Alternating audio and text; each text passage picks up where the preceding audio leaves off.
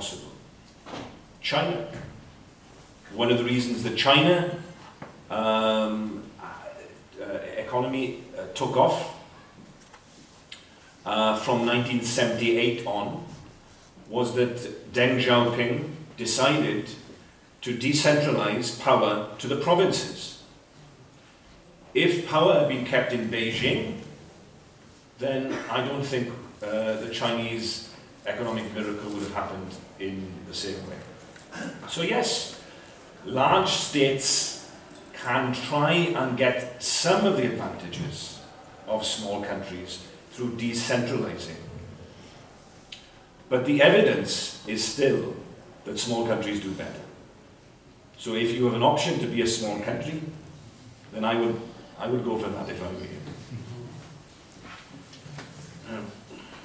Diu que molt bona pregunta i diu que a Alemanya ja hem parlat abans dels aspectes positius relacionats amb l'exportació, però cita 3 exemples que són Alemanya, Estats Units i la Xina per parlar d'una mena de substrat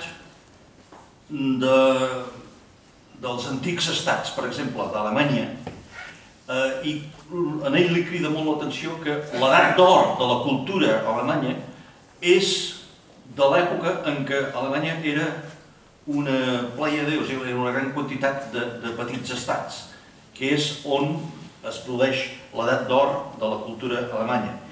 També, respecte als Estats Units, diu que ja d'origen la base de l'èxit dels Estats Units té a veure amb la descentralització i el fet que cada estat ja d'entrada venia vertebrat en un sentit de molt de poder local. També cita el tema de la Xina i apunta que el gran boom de la Xina ve a partir de l'any 78, de fet, que és quan Deng Xiaoping realment estableix la devolució del poder a les províncies xineses.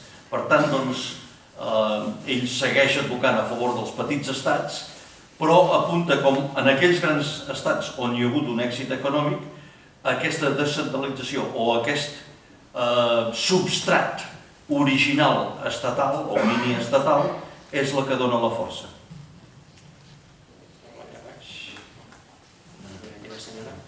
I no sé, potser algú més voldrà fer alguna intervenció i aquestes 2 últimes, 3 últimes, i ho deixaríem aquí, si us sembla.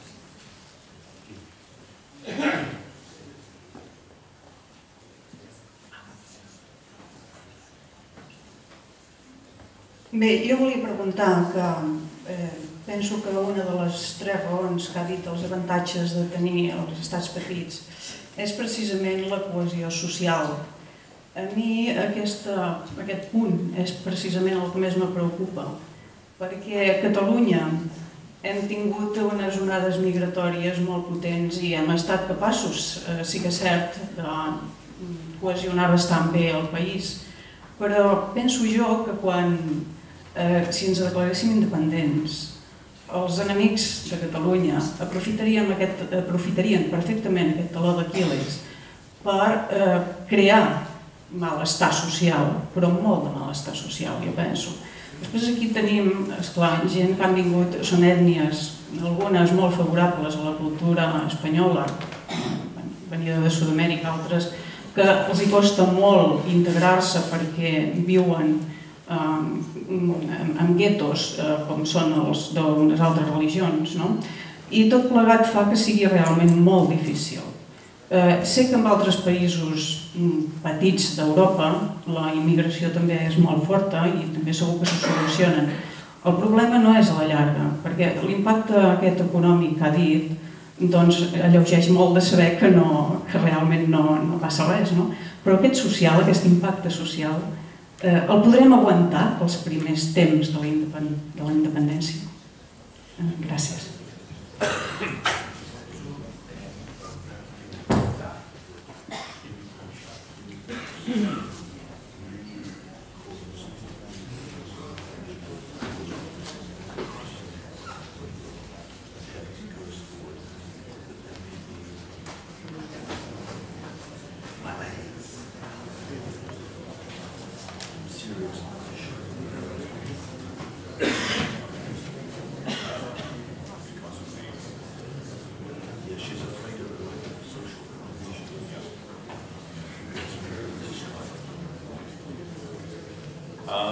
I can't comment about the situation in Catalonia with regards to this particular question because I don't have any direct experience. But I think that one of the interesting phenomena in Scotland, I think, has been the way in which immigrant communities, immigrants to Scotland have positively embraced the case for independence. You have Asians for independence, and every different ethnic minority community is part of the independence campaign. And that's because the Scottish National Party were very clear, really, for many, many years, that they wanted to build an open and inclusive Scotland. That anyone could be part of this project. That anyone who lived in Scotland, was committed to Scotland, was a citizen of Scotland. And, I have the same view as regards Wales. Our former president, Quim Torra, used to say, anyone can be Welsh. Anyone can be Welsh, as long as they're prepared to accept the consequences. And I think that that's the kind of open society that we must build. As small countries, we should embrace diversity. Diversity is a source of innovation in economic terms, in cultural terms as well, and it strengthens us. I think that it shouldn't be seen as a threat. It's an opportunity, and I know that you've made great strides here in Catalonia to ensure that newcomers have the opportunity to become fluent in Catalonia, in Catalan, and I think that's the kind of positive attitude of binding people into the society, making sure that there are bridges and for them to become full members of your nation, and hopefully through that then they can also embrace independence, because it's about them. It's about, they live here now, they're part of this nation, it's about their future too. L'Adam comenta que no coneix molt la situació respecte a Catalunya en aquest aspecte de la immigració, però sí que ha parlat extensament del cas d'Escòcia i diu que ha estat molt important l'esforç del Scottish National Party per integrar els col·lectius dels diferents països que viuen a Escòcia per participar en la campanya. I ell personalment sap, per exemple, que la comunitat asiàtica a Escòcia és molt activa en la campanya pel sí. Per tant, ell parla d'un model incloent, un model obert que està funcionant a Escòcia i que fa que la gent tingui un sentiment de ser ciutadans d'Escòcia i fundadors del futur estat escocès, vinguin d'on vinguin. I ell diu que per al País de Gal·les ell vol el mateix model i cita un expresident gal·lès que es diu Gwynfor Evans, que va dir en el seu temps que tothom pot ser gal·lès si estàs disposat a acceptar les conseqüències. Diu que el fet de la creació d'un nou estat també s'ha de basar en la diversitat, perquè la diversitat dona innovació, dona força, dona noves oportunitats, i en ell li consta, em sembla que li ha vingut a la memòria, que perquè sí que li hem explicat coses de la integració, de la immigració aquí, s'ha fet grans esforços, diu, a Catalunya, amb la llengua, amb la campanya per integrar a la gent lingüísticament, que s'han estès grans ponts i que aquest és el futur, per fer que aquesta gent vinguda de fora o vinguda d'allà on sigui, doncs siguin membres de ple dret del futur estat català. Sí, voldria recordar, ens queden això, 3 preguntes, però després tenim una petita sorpresa i no m'agradaria que se la perdessin, aviso. I demanaria, sisplau, també els 3 que han de fer les preguntes si poden ser una mica breus. Gràcies.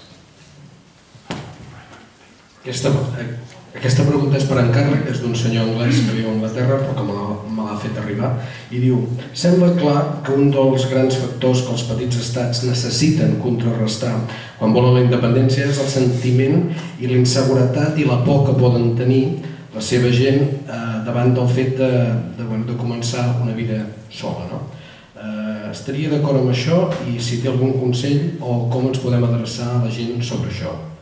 It seems clear that one of the biggest factors that the small states need to overcome when pursuing independence is the fear and insecurity felt by its people about the prospect of going it alone.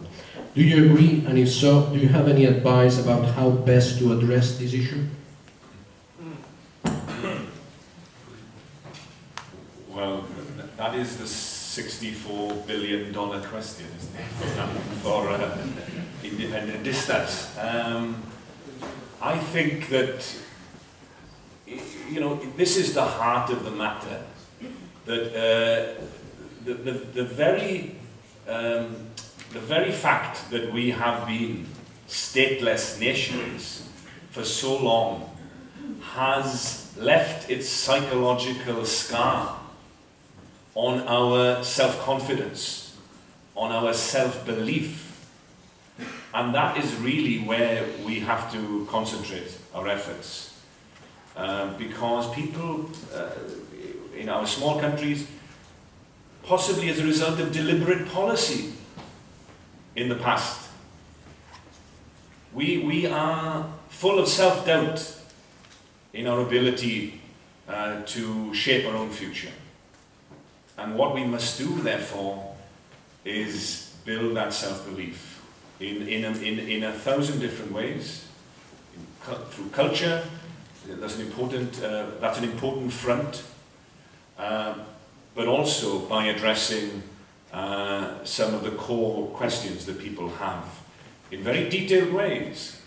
So let's look at how defense policy would work for an independent Catalonia. Let's look at the effect on the economy. Let's actually have detailed answers to some of these detailed questions. And I know that really is what, of course, you're engaged in here through the centre, and is actually addressing those core issues. But at its heart, I think it's a question of self-belief. And we will become free if we act as if we are free already. That's the key. Instead of thinking about independence as some distant dream, let's begin to behave and act today as if we are already walking tall. Because I think we can all then inspire others, bring others along. Self-confidence is infectious in the same way that self-doubt is. So be bold, show your self-belief, be passionate. People love passion. We have enough heart, let's show it, but we've also got the arguments too. We can win this debate, but we have to believe. That's the first step, and then others, I think, will believe with us. Bé, hem hagut d'esperar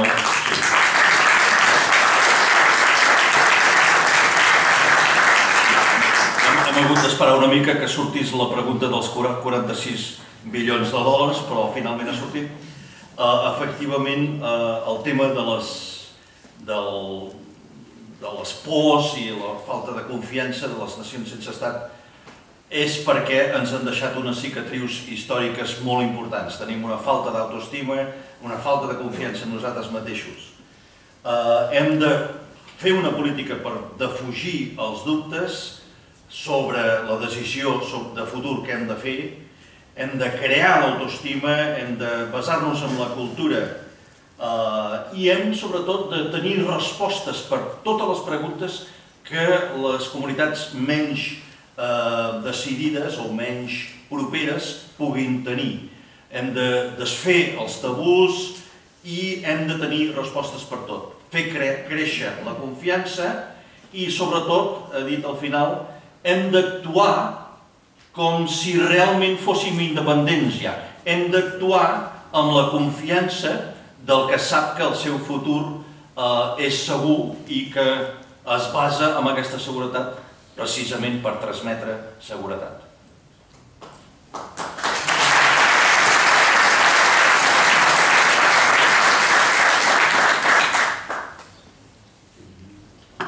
La penúltima.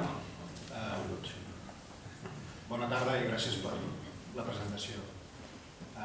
Quin paper creu el nostre convidat que jugaran les grans companyies espanyoles que actuen com a lobbies, tipus Repsol, tipus Endesa, tipus la Caixa, etc. Algunes amb capitals catalans.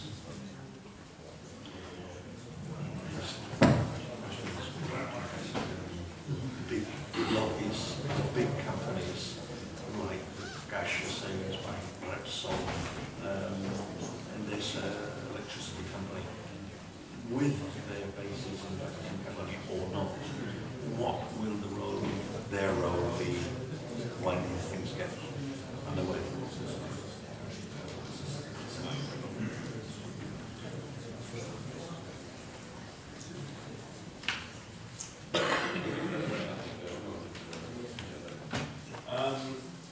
Yeah, a very important question, and it's important to have those conversations now. I think with those large companies, because you want them to stay here, to remain committed to be part of the Catalan economy, and you know, an independent Catalonia is going to be a great place to do business, and I think that you'll have even more large international firms based in Barcelona after you become independent. And here we have a list of I mean, these are some small countries that have big players, big global firms based in small countries. And I didn't even include Switzerland, which has a whole host, of course, of banks and pharmaceutical companies. Small countries can be big players on the world stage. I'm certain that Catalonia will become one of them. It'll be an address that companies will want.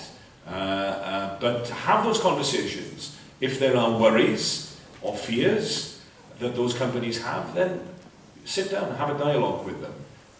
But there's no reason. We live in a European Union. We live in a market without borders. What you're doing is changing where the political decisions are made. Those companies will see the benefit when the billions of euros that is currently lost to Catalonia is invested in infrastructure, so that you can actually create for them the conditions in which they as businesses will do even better than they're able to do at the moment, because unfortunately you haven't had the ability to invest in the way that you probably should have been able to do. No recordo si hem traduït la pregunta, però la pregunta té a veure amb què passarà quan la cosa es posi en marxa amb les grans empreses, les Repsols, les Caixes, les Endesa. Què passarà? La fórmula, la resposta de l'Adam és que convé començar a parlar ara, ja, amb aquestes empreses. És important no crear un silenci al seu voltant, sinó que convé negociar ja de cara a mostrar-los que ells haurien de ser els primers interessats en quedar-se. Ell diu que la futura Catalunya independent ha de ser un excel·lent lloc per fer negoci, un excel·lent lloc per tenir la seu central de les grans empreses, i la diapositiva que m'ha demanat que posi és precisament la de l'origen o el fet que en petits estats d'Europa hi ha grandíssimes empreses afincades, per tant no és cap contradicció. També he dit que amb la Catalunya, la futura estat català, quan Catalunya tingui accés als seus recursos i quan pugui assegurar unes infraestructures des d'un estat propi, la qual cosa actualment no podem fer, doncs es podrà incidir amb el tipus de decisió política que faci atractiva la nostra nació, el nostre estat, envers les empreses que més útils ens poden ser i que més poden ajudar a mantenir l'economia catalana. I l'última pregunta. Hi havia una última pregunta demanada? No? Doncs, si els sembla i ningú vol afegir res més, ho deixaríem aquí. Adam, many thanks for your brilliant and exciting words, combining not only facts and figures but also passion. It's really thank you for your conference and I think that probably all that we are here together, I think that we agree that it has been the best way to start the activities of this Cercle d'Estudis Sobiranistes. Moltes gràcies a tots per venir. Teníem una petita sorpresa. We can't give you some flowers, but I think that we can offer you something better than flowers. Just 5 minutes. Sisplau, els drets és l'himne nacional del País de Cala.